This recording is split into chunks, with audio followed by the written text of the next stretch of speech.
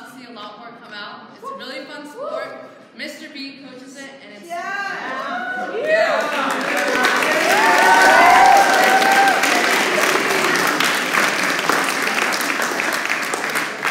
It's a great way to meet people outside of your grade, make new friends, and I know that there's like an idea that it's really competitive, but it's not. No pressure, just come out, have a good time. Yeah, we'd really like to see more girls there.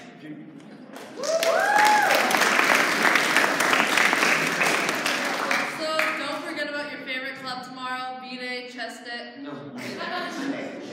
Oh, Monday, B-Day.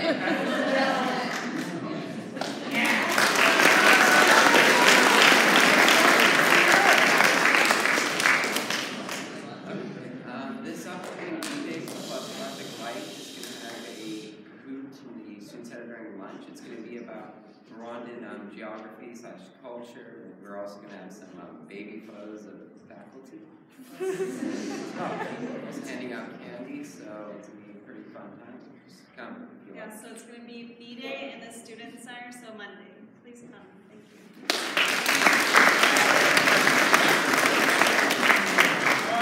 If anyone would be remotely interested in a Spikeball Health and Fitness, whether joining in or switching to it, if you can meet outside by the flagpole there, we just need like 8 people for it to be official, so yeah, just meet out there. Thank you. Hi guys, just really last minute, but as most of you know, we have sold out for Chicago this weekend. I just want to say personally on behalf of the whole cast, thank you all so much for coming out to support and watch the show. We've been working really hard on this show. The past 2.5 months just after school, just really constantly singing and dancing and reading lines. But thank you all so much for coming, and we hope you enjoy. And if you do come, we hope you enjoy it. Thank you.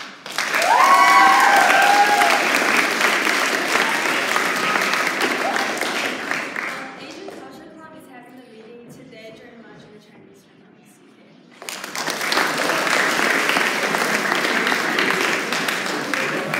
This month is Indigenous Peoples Month, and a week on Monday we have Canyon and Marie Sayers from Indian Canyon coming to give a presentation.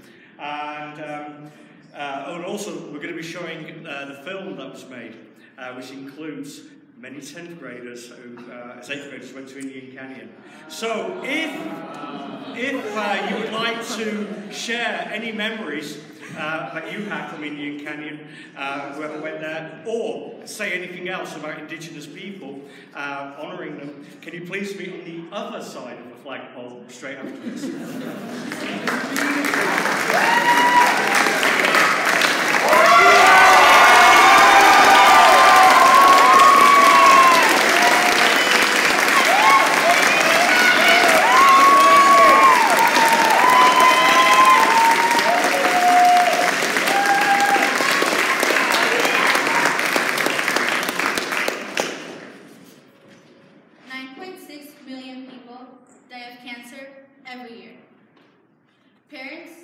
Uncles, siblings, friends, and cousins are lost to this disease every day.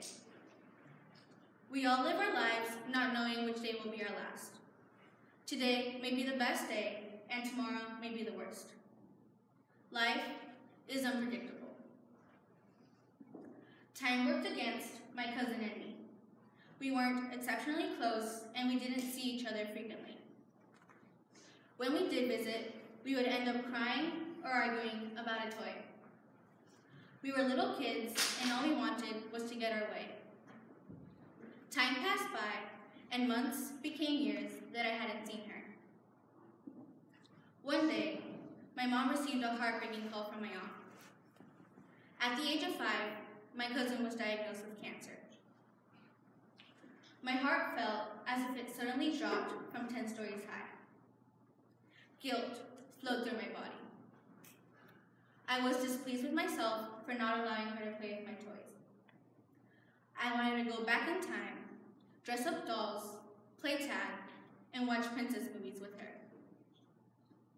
Unfortunately, the time slipped out of my family's hand. Birthdays passed, holidays went by, and I still hadn't seen my cousin. Finally, after 3 years, Christmas came. And for the first time in what had seemed like a lifetime, we were together again. My heart filled with joy, yet I was anxious, for I didn't want to leave my cousin's house crying over childish ideas. My mom and I walked in. My cousin was on the couch watching TV, and I could smell the aroma of my aunt's cooking. Our parents talked, while my cousin and I drew a pineapple-colored sunset. Other friends and family soon arrived as we gathered at the long wooden table to eat. After dinner, the adults stayed inside to talk, and the kids went outside to play tag. Midnight came as we hurried to open presents so we could go home and sleep. The next day, a sense of pride arose in me. My cousin and I had got along. We played, talked, but most importantly, we didn't cry over our toys. I truthfully admit that if my cousin hadn't had cancer, more time would have slipped away from my family's hand. It wasn't that my cousin and I didn't like each other, but rather the fact that we hardly saw each other. After my cousin overcame her cancer, we started talking and hanging out more. We grew older and didn't cry or argue over toys. Instead, we laughed, talked, and watched movies with one another. Now, every Friday, my mom and I go visit my cousin. We play volleyball, go to the mall, watch movies, and have sleepovers. I used to think of her as just a cousin, as a child of my aunt. Now, she is my best friend, and we are there for each other through the thick and thin. No one can go back in time and fix what went wrong, but the actions taken can impact what happens in the future. I believe that the amount of time spent with parents, uncles, siblings, friends, and cousins affects the relationship maintained with one another. 5 minutes spent with someone may be the difference between a classmate and a friend. We all wake up in the morning and prepare ourselves for our everyday life. But do we show our appreciation for the ones we love?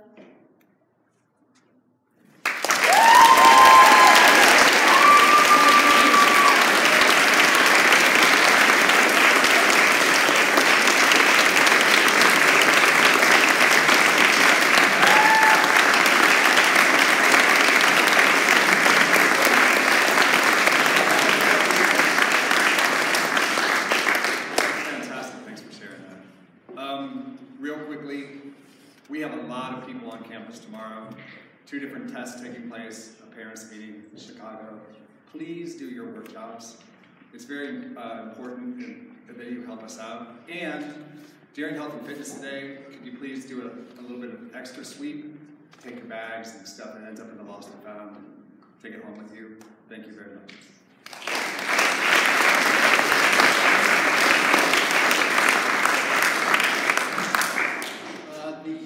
Proceeds for the fall fair are posted on the bulletin boards. You should go check out and see what you earned, and if you haven't already, and spend your money. Forget. Today at lunch, I would like to meet with anybody who's interested about people who suffer from migraine headaches. It was about 40 years ago when I was a senior in high school. I was sitting in a room similar to this, and a little beam of light came in from the side, struck the corner of my eye, and I had my first of many migraines. Just occurred to me that perhaps we could all, kind of swap stories and talk about what triggers our migraines, maybe sophomore speeches, and talk about ways to lessen the frequency of them. So today at lunch, 11:30 in the upstairs art room. Come on over. Thanks.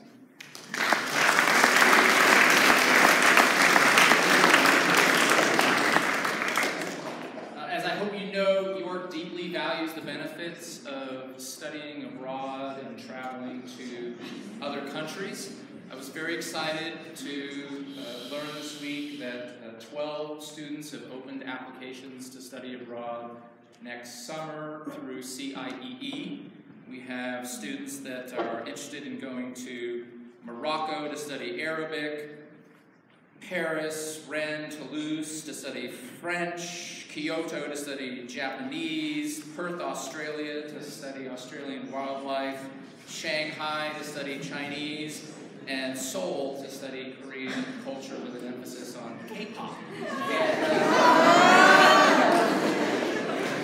So there are numerous programs, a number of different programs to select. Here's the message. If you've started an application, we want to help you finish the application by December 6th, which is the priority deadline, so you can attain your first choice program.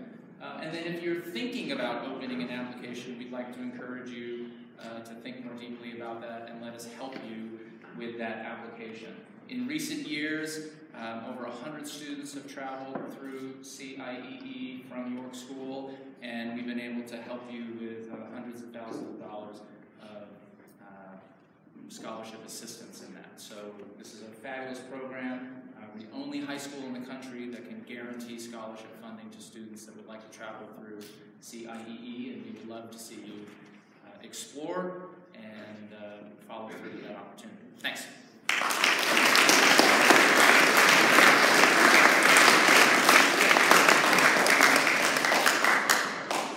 As you know, we're approaching our season of Thanksgiving, and so thinking about that, spending energy and time, financial resources, maybe extra talents that you have with different organizations or with folks that need your talent, your time, and your energy.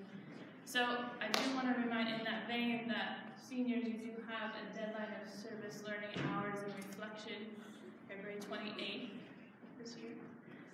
You can check Haiku. I have updated it with everything that I've already received. So please take a look. Some of you have some red boxes on that spreadsheet.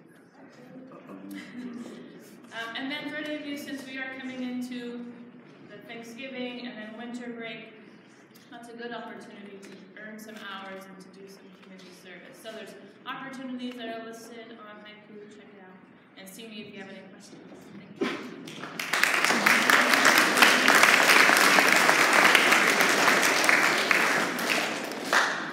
Alright guys, so three quick announcements. One, Mr. Cheetah wanted me to remind everyone to get their rocks from her office. Two, we have an exec student council meeting today at lunch. And three, we're going to be starting a Thanksgiving drive next week, and it's going to go through until we leave for Thanksgiving break, so it'll be next week and then the first 2 days of the week after. And we're going to be decorating those bins on Monday at lunch, and the winners of winners of the most pretty bin or whatever we decide to judge that on will get class points, so please show up at lunch. So there will be points available both for decoration and also obviously for the amount of food that goes into these bins. So there will be opportunities both to gain points and also take points away from other classes, which we'll sort of talk about more in depth later. So basically the main idea is whoever gets the most food for the food drive to kind of, for more incentive than just gaining points, you're going to be able to take those points away from a class that you choose. All right, so anyways, we'll talk about that more next week, but good class.